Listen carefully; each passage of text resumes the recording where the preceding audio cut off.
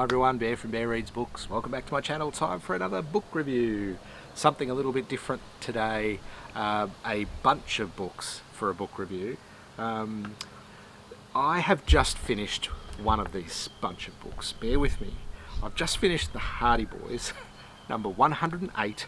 It's called Fear on Wheels, and monster trucks are out of control. Monster trucks, they are out of control. And I've been a big fan of the Hardy Boys since forever, so as a kid. It's what got me into reading as a early teen or even pre-teen.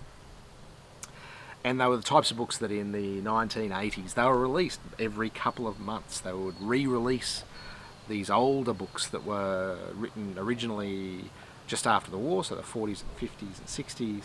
And what they were doing is they're rewriting them for a more modern bunch of kids and then re-releasing them. So, you know, there was no such thing as monster trucks in 1950s.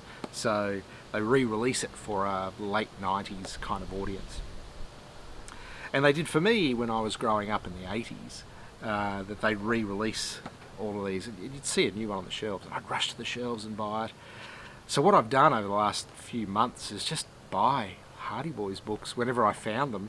And the first one I've read is this one, number 108. And, you know, as a book, if I had to give it a star rating, and I have, it's on Goodreads, I think I've given it 3. You know, in general, it's a meh, but it just brings back so many memories. So I am going to continue reading Hardy Boys books throughout the year. I'm not sure if I'll review every single one, and at the moment, I'm going to show you the books that I've bought, the Hardy Boys books that I've bought. And I think I'm going to try and tackle them in order and see if I can find the really old versions from mid-century, mid-20th century.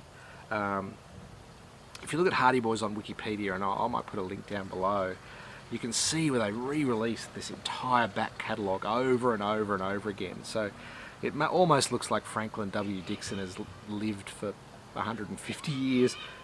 Not quite. Someone just buys the license and then re-releases them all for a slightly more modern audience, and they just keep doing it every decade or so.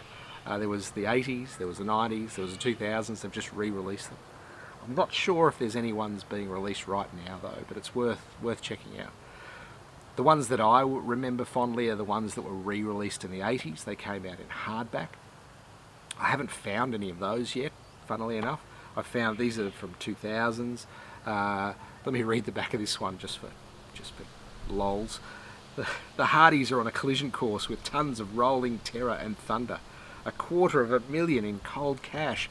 That's how much an unknown extortionist is demanding to ensure the safety of the monster truck and hot rod show at the Bayport Arena. Promoter Grant Tucker asks Frank and Joe to go undercover and crush the crooked plot before the crook delivers a crushing blow. Man, Bayport is the most crime-riddled town. If that's a real place in the United States, stay the hell away from it. It's the most crime-riddled town in the world.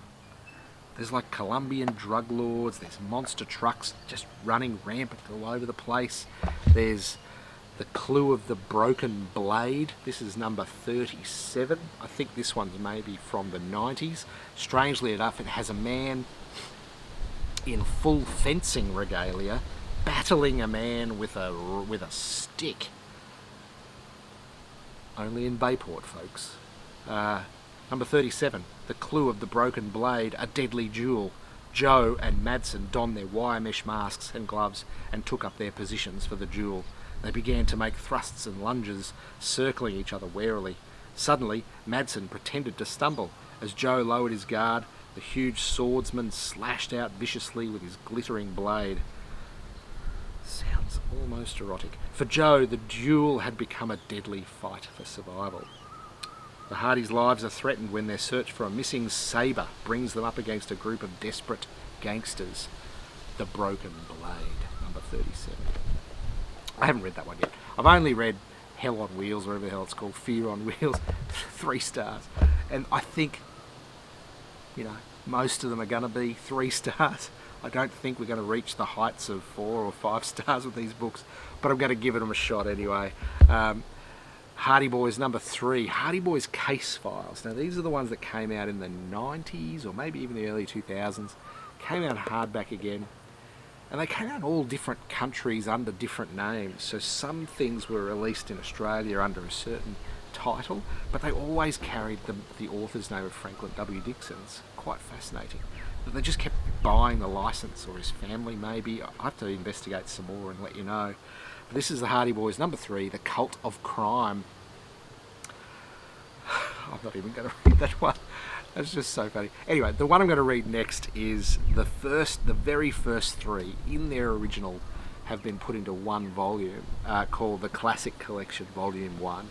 And these are the first 3 ever. So Hardy Boys 1, 2 and 3. And you've got The Tower Treasure, The Secret of the Old Mill and The Haunted Fort. And they kind of read like Famous Five books, Enid Blyton books, because they are that old. They're the 1950s, and it was when these 2 Hardy Boys are quite young, and their father is the detective, and they're going out and just magically and sometimes mistakenly solving crimes, and they've been doing it since, you know, their mid-teens. So these are the first 3, and I'm going to read these 3 before I carry on, and if I can find more of these really old ones, I'll continue reading them in order if I can. If not, I'll just pick up some of these old Clue of the Broken Blade fencing duels, I don't know.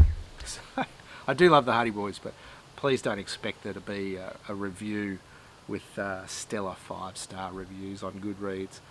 Not quite that type of book, but for sheer enjoyment value and for sheer memories, Hardy Boys. Enjoy the rest of your day, everyone. I'll talk to you again soon. Bye.